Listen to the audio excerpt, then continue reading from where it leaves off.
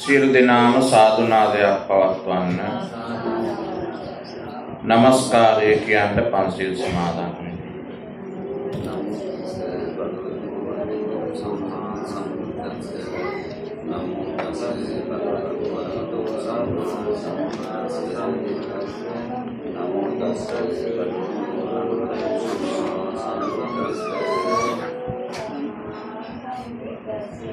බුද්ධං සරණං ගච්ඡාමි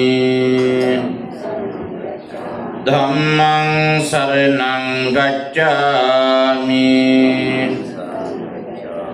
සංඝං සරණං ගච්ඡාමි